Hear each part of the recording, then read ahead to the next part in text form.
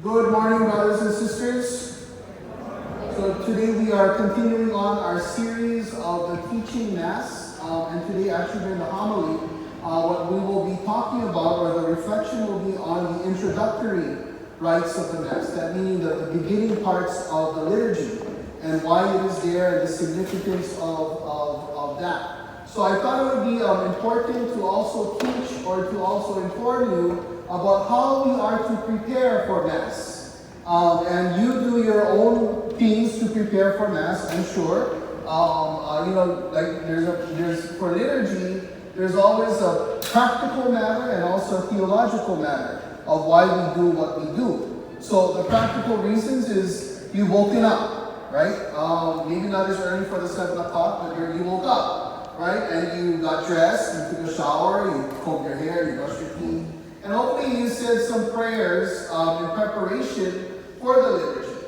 But I thought it would be important and helpful to you to know how the priest prepares for Mass, and what vestments we use, and the significance of the vestments that we use to celebrate the Eucharist.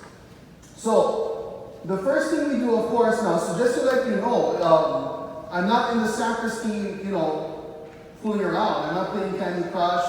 I'm not checking my Instagram or my Facebook. I'm actually praying and preparing myself to offer the Mass, because God has called me to the priesthood to be His representative. And so the thing that I'm going to do is a serious thing. I'm leading the people in prayer. We are praying together. And I, as the person of Christ, have this special role to do.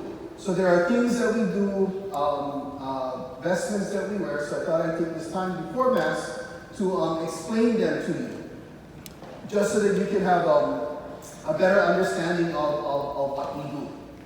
Okay, so actually the first thing that I do as I get into the sacristy is I wash my hands. Practical reason, it's hygienic. Spiritual reasons is I say the prayer, "Give virtue, O Lord, to my hands, that every stain may be wiped away, and that I may be enabled to serve you without defilement of mind and body." So spiritually, I'm kind of washing away all that might be distracting me. It's the literal washing of hands, right? And then my hands are clean for you to celebrate the Mass and give communion. Of course, since COVID, we have what's known as the rite of Curel. Yeah, that's right before communion. That's going to be added into the liturgy, I think, in 40 years as we move on from this. So we have the washing of the hands.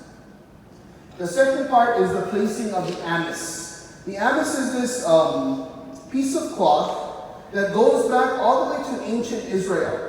And we have to remember that as the high priest entered the synagogue or the temple, he was the one who was leading in prayer. So he would put on a piece of cloth over his head to remind him that God is above. Now, it didn't look like this. The Latin Church has definitely simplified than what our Jewish brothers and sisters were. But this would be placed over his head as kind of a prayer shawl. And it would be placed over his head as he was praying so that nothing would distract him. And he would be completely focused on God and on his prayer.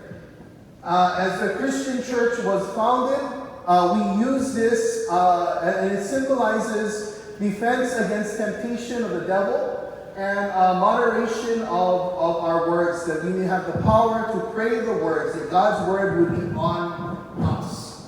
And so this would be placed over our regular clothes, or what we use underneath the alb.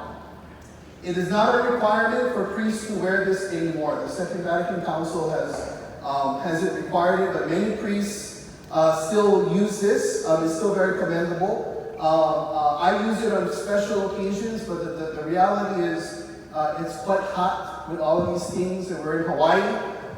So I use more of the simple things, but on the high holy feast days, Christmas and Easter, you would see me wear this. And so we say the prayer, "O Lord, let the helmet of salvation," and you would touch it to your head,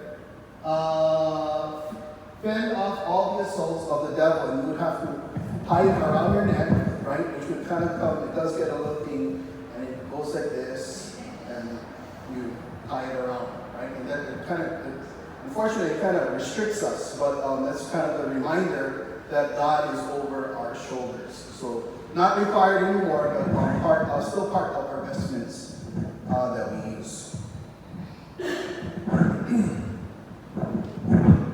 The second part is the cincture, or the rope. Oh, I'm sorry, the alb. My bad.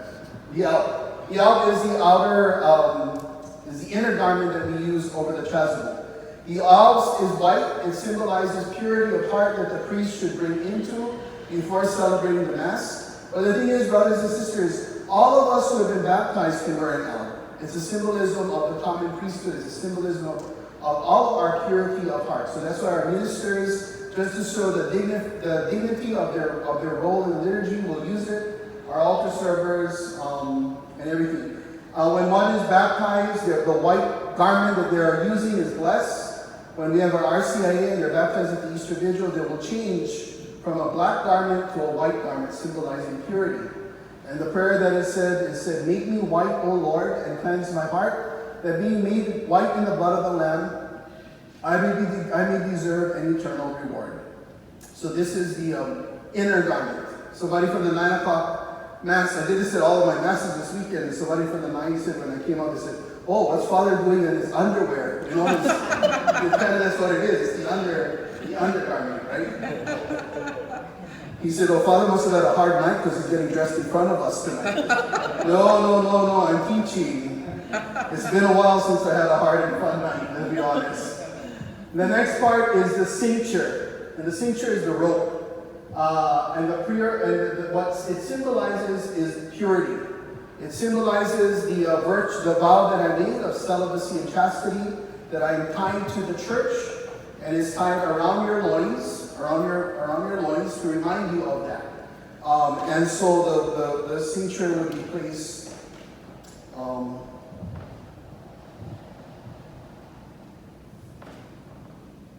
just like this. And in the olden days, the cincture would have to be tight to where it would pinch the priests throughout the Mass to remind you of that sacrifice that you made. Because to be honest, to be very honest with you, sometimes to live chaste celibacy is quite a hard thing.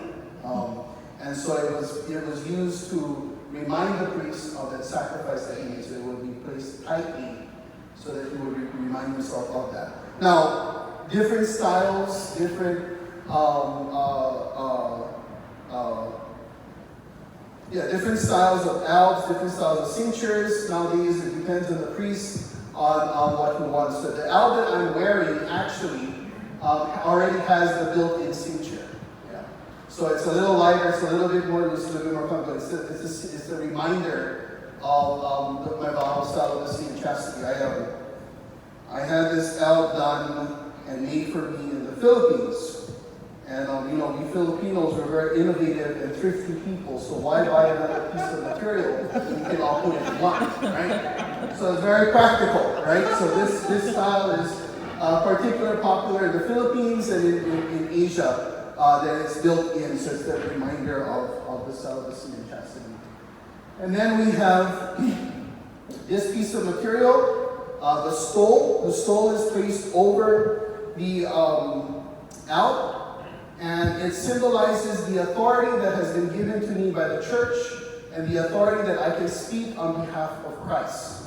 And the prayer that is said as I put it on and I venerate it because I venerate the authority of Christ is, "Lord, restore the soul of immortality which I lost through the conclusion of our first parents, and unworthy that I am to approach your sacred mysteries, may I yet gain eternal joy." So this is the symbol of Christ's authority, the symbol of why I can preach and do what God has called me to do. Finally, we have the chasuble. The chasuble is the outer garment. It's something that is very ancient, something most likely that Jesus would use. It was the common era. It was kind of like the raincoat or the poncho that they would use. But what it symbolizes is the love of Christ, because it comes over everything.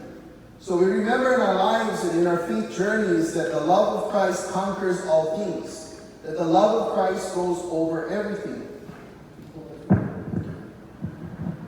And the prayer that we say is, O Lord, who said, my yoke is sweet and my burden is light, grant that I may carry it so as to merit your grace.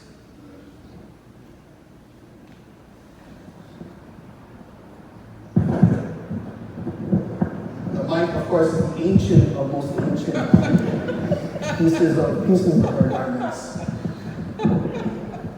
Now, here's the significance of everything.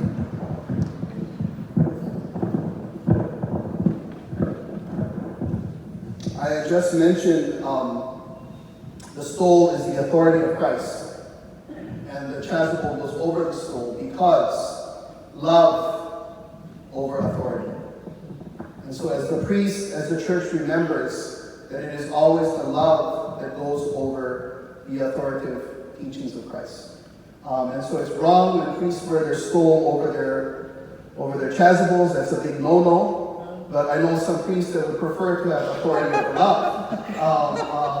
But nonetheless, this is the appropriate way of wearing our vestments. So this is how we prepare for Mass. And I encourage you now to spend some moments preparing your hearts. What vestments are you putting on? The vestments of purity, the vestments of love, the vestment of authority, to prepare yourself to receive the greatest gift of all, Christ coming present to us in word and in sacrament. Let's have a few moments of silence.